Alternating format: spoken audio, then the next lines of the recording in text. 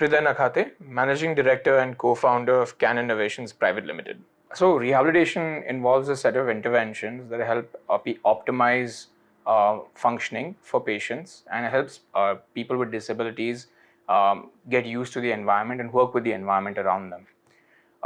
When we look at the rehabilitation industry across the world, or rather the space across the world, WHO says that only 50% of the rehabilitation requirement across the world is met, and it was one of the most severely affected in the COVID stream.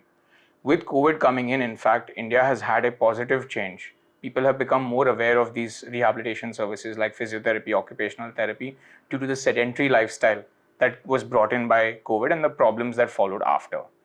A lot of people are still uneducated about the kind of solutions available in the rehab space. They're not they're not aware of how to get them, where to go.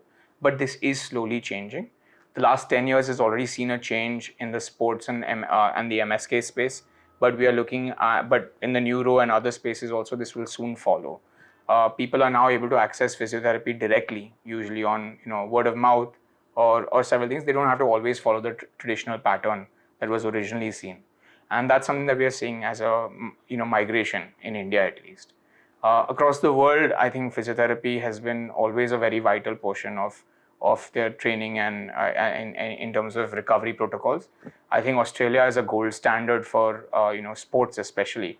They're in sports everywhere. They're always in the medal list. And so is the US. But physiotherapy and rehabilitation becomes a very big portion in those two spaces. And hopefully India will at some point get to it. We have some amazing physiotherapists, but there is a lack of infrastructure. And hopefully with the help of government of India, we will start getting there as well soon. The rehabilitation market is actually quite massive. There are 411 million people requiring rehabilitation services. It puts us in the top 5 countries across the world. The biggest problem that we have in rehab here is the infrastructure. So even if you look at the common medical infrastructure, and we talk about 80% of the doctors and 75% of the dispensaries and other facilities are available only in urban India. So rural India gets, does not get a whole lot of these. And that accounts to only 28% population being supported. Now, even within all of this, the rehabilitation and physiotherapy space is the least funded out of the lot. So that is one of the biggest areas that requires a lot more effort and infrastructure to be put in the next couple of years. And that's one of the things that needs to change. So that's how the rehab market is now at present. But one thing that we've seen is, due to government initiatives and several other things, the rehabilitation space is picking up now. A lot of manufacturers or a lot of innovators like us are getting incentivized to be in this space. And that's a great thing from the government of India. The biggest opportunity that we see in the Indian market is the fact that most devices are currently being imported, which means that 80% of the devices are inaccessible just because of the price point at which they arrive. And we're talking about quality technology here. I'm referring to those devices that are meant to leave an impact, are some things that are used as gold standards across countries like the UK, the US, as well as Australia. The opportunity for manufacturers in India comes here because there is a big gap. I have devices that cost a lot, but I don't have infrastructure and budgets that match it, and they still want those gold standard devices. So that's where the opportunity opens up. So for the new device manufacturers like us, if we study the market right and we design for the Indian customer, which means that we study them clinically, we study their business requirements and develop, there is a massive market to cater to. And that's one of the greatest opportunities there is.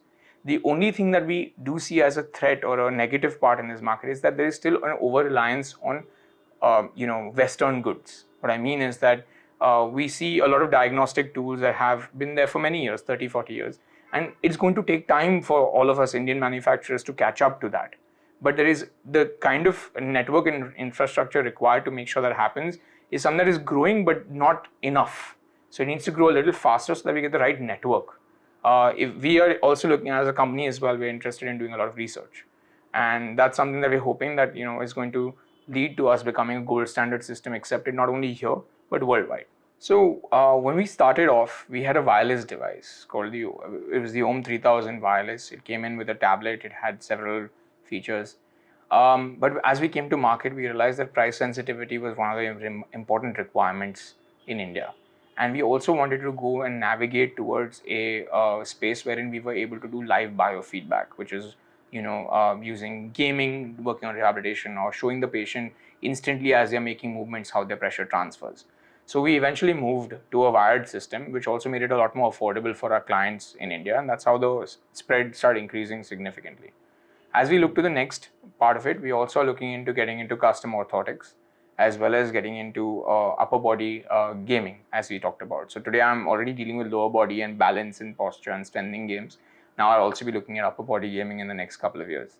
So this is something that we can then present as a full suite to a hospital or a clinic. So I think R&D is essentially one of the most important things that we do in our company, and that's primarily because we consider ourselves as doing something called iterative improvement.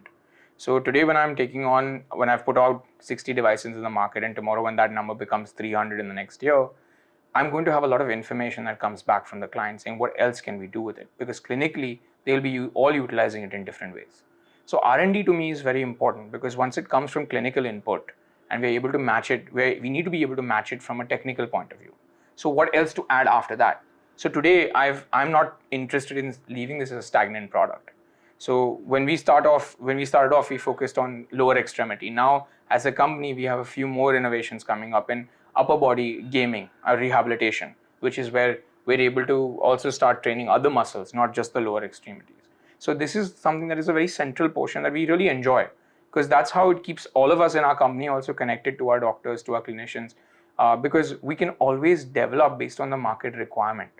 And that's something I believe more companies will end up doing more and more. And we're in a nascent stage, which is why the amount we spend on R&D in terms of percentage cost is much higher. But I'm looking forward to a lot of other companies also putting a lot behind the R&D as they study the customer in India a lot more.